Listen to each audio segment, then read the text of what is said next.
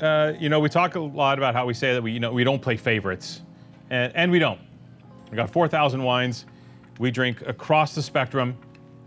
I love every wine, and everyone tries to pigeonhole me and say, okay, no, what do you really like? Like, what do you take home? And it's like, I take it all home. I'll take it all home. Just great examples of every genre of wine in the spectrum. That's what we take home. That's what we do. But I must say, I have a soft spot for Montepeloso. Ever since the earliest days when Doris Neukum first founded the estate, and then she sold the property to Fabio Chiarilotto, a Swiss businessman, in 1998. But it's funny, even from the 90s into Fabio, into the new era at Montepeloso, these wines haven't skipped a beat.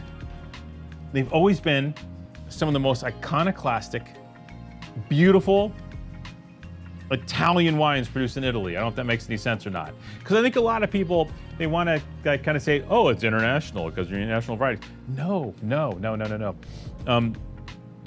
This wine's incredibly Italian, incredibly soulful.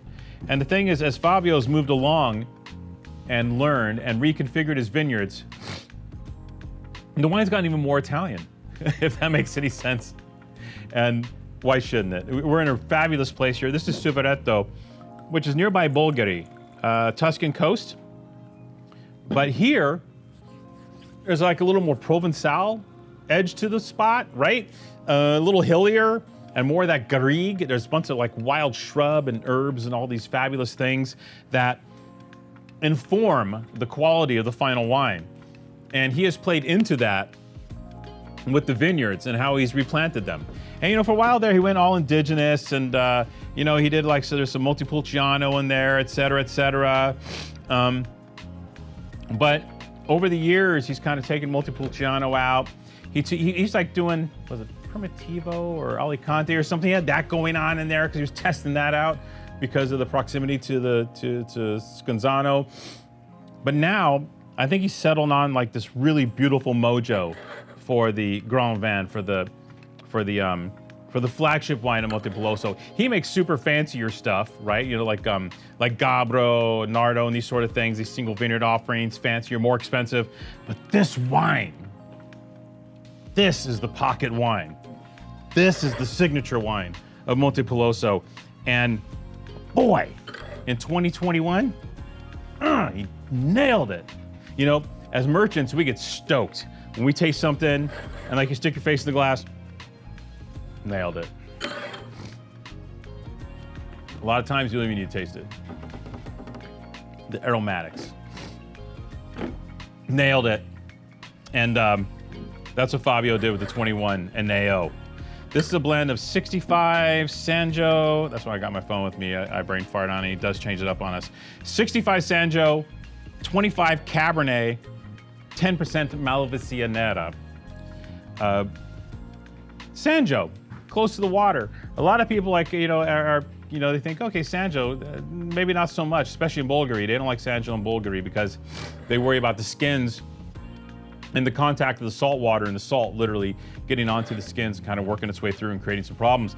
And apparently Suveretto, we don't have that problem. Oh, man. Expert. Right? When you taste something, when you smell something, you're like, bro, this is next level. This is expert. The Sanjo is there. Think great Chianti Classico, right? But the Cabernet kind of gives the Sangiovese a hug and goes, no, I'm gonna give you cassis. I'm gonna give you frame. I'm gonna give you power. I'm gonna give you fruit. But the Sanjo core, the elegance of the Sangiovese is there. Man, this is expert gear. Not to mention, 2021 vintage. One of the greatest years in Tuscany we've ever encountered. We're talking 2010, we're talking 2016, we're talking that level of vintage. 21 is amazing. Just gorgeous, perfect balance and symmetry and heart and soul in these wines. God, he absolutely crushed this wine. Crushed. Yeah. I kind of had to crush it, didn't you, Patrick? You really, literally can't make the wine without. Yeah, the grapes. It's been a long day. Anyway, it's perfect. I'm not talking like 100 points perfect. I'm talking about for this speed, at this level, this wine is perfect. This is, I don't know if Eneo can get better. Like, there's gonna be more ostentatious wines, there's gonna be bigger wines, there's gonna be jazz hands wines. This wine, I don't know if Eneo can get better. It is exquisite for $40. This is an exquisite $40 bottle of wine. Double 95 points, Galoni, best ever. Somebody else, Suckling, I think, said, you know, he didn't say it, but score-wise, best Eneo ever. And they're right. This is the best Eneo I ever had. And baby, I've had them all. 40 bones for this. Yeah. Complimenti, Fabio. Serious freaking gear here. Get yourself some. You like Tuscan wine? Kiss, 40 bones. Doesn't get better.